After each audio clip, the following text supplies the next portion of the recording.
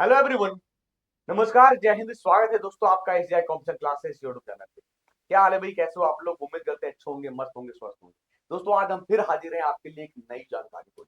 वो जानकारी क्या है? क्या आप सोचते होंगे कि सर विश्व का सबसे पुराना नदी कौन है? तो हमारी गंगा माँ, या ब्रह्मपुत्रा, या सिंधु, या यमुना, या फिर कह दें हम कि सर अमेजन, या फिर कह दें कि वांगहो जो चाइना का है, या कह दें ऑस्ट्रेलिया का मरे डार्लिंग। कितना अच्छा नाम है ना। यानी कई ऐसे नदियां हैं, या वोल्गा कहते हैं यूरोप का है, या डेन्यूब कहते हैं यूरोप का है। कई ऐसे नदी हैं, लेकिन ये सारे नदी साइड में है। एक नया नाम निकल कर आया, रिसर्च हुआ कि विश्व की सबसे पुरानी नदी कौन है। तो हम आज उसी वीडियो पे चर्चा करते हैं दोस्तों। मैं आपका एजुकेटर रोहित कुमार। दोस्तों सबसे पहले बात करें तो आप ये देखोगे कि ना गंगा ना यमुना, ये है दुनिया की सबसे पुरानी नदी, डायनासोर से भी पुरानी। सोचो, डायनासोर से भी पुरानी है। डायनासोर जिस समय कोई जीवन ही नहीं था, है ना। तो आप देखोगे वो नदी का नाम क्या है, तो ये नदी है दोस्तों। यानी क्या आपको लगता है कि दुनिया की सबसे पुरानी नदी कौन सी है? या इतनी पुरानी कि जब यह बहना शुरू हुई तो पृथ्वी पर डायनासोर का युग शुरू भी नहीं हुआ।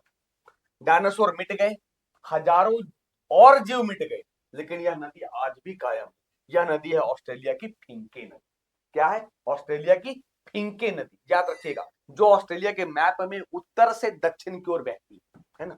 दोस्तों आप देखोगे कि लाइफ साइंस की एक रिपोर्ट कहती है कि ऑस्ट्रेलिया की फिंके नदी को स्वदेशी आरिस्ट भाषा में, यानी वहां की जो लोकल भाषा है, उसे लारा पिंटा भी कहते हैं।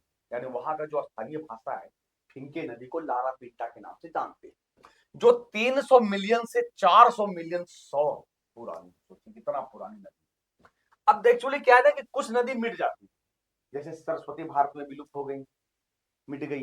तो वैसे ही कुछ नदी मिट जाती है, कुछ नदी नहीं मिटती है। उसके पीछे रीजन क्या है? तो शोधकर्ता जो रिसर्चर है उनका कहना है कि नदियों का दूसरे प्राकृतिक स्थलों की तरह ही जीवन चक्र होता है। यानी जन्म होना, फिर धीरे धीरे बढ़ना, खत्म हो जाना, जैसे पहाड़ों का होता है। कई जैसे अरावली है, सबसे पुरानी पर्वत है, धीरे धीरे क्या उसका पत्थर देखोगे तो बिल्कुल ऐसा लगेगा कि मरा हुआ पत्थर है। लेकिन ये जब हिमालय चले जाओ, उनका पत्थर लगेगा बिल्कुल जीवंत है।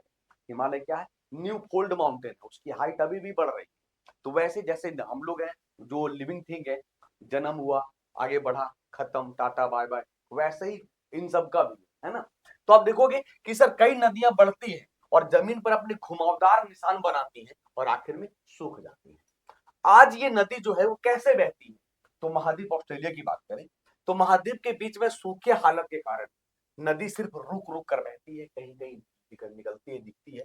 साल के ज्यादातर समय में यह अलग अलग पानी के गड्ढों की श्रृंखला के रूप में मौजूद है। लेकिन सवाल उठता है सर कि जब सारी नदी मिट रही है, ये नदी क्यों नहीं मिटती भाई? क्या ऐसा रीजन है? एक्चुअली कि कोलोराडो स्टेट यूनिवर्सिटी के एक भूवैज्ञानिक एलेन वोल ने कहना है कि अगर तलछट की भारी बाढ़ उन्हें बहा ले जाती है, जैसे ज्वालामुखी विस्फोट हुआ, और या अगर टोपोग्राफी इतनी नाटकीय रूप से बदल जाती है कि बहता हुआ पानी लैंडस्केप में भी एक नया रास्ता ले लेता है, जैसे ग्लेशियर से आगे बढ़ना, है ना, और पीछे हटना, तो नदियां गायब हो सकती है। तो ये दोस्तों, ये जलवायु परिवर्तन या पानी के मानवीय उपभोग के कारण नदियां बहना बंद कर देती है। जैसे ऐसे सोचो कि आज जो यमुना है, धीरे धीरे नाला बन गई। कारण क्या है कि हम अपने जरूरत के हिसाब से उसके एरिया को क्या करते थे, सिकुड़ाते चले गए, है ना। फिंके के मामले में ऑस्ट्रेलिया बहुत लंबे समय में एक असामान्य रूप से स्थिर लैंडस्केप रहा है, क्योंकि ऑस्ट्रेलिया प्लेट के बीच में ये होने का, क्योंकि बीचों बीच नदी है ये।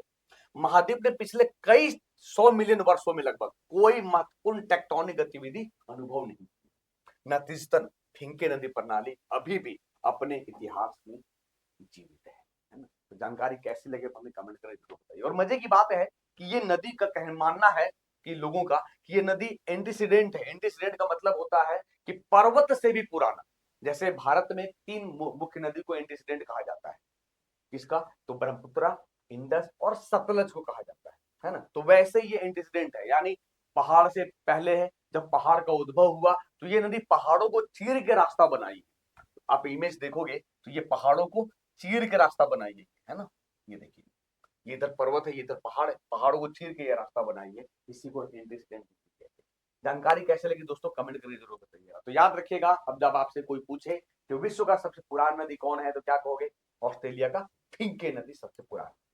अगर चैनल पर नए हैं, चैनल को सब्सक्राइब करिए। Thank you so much.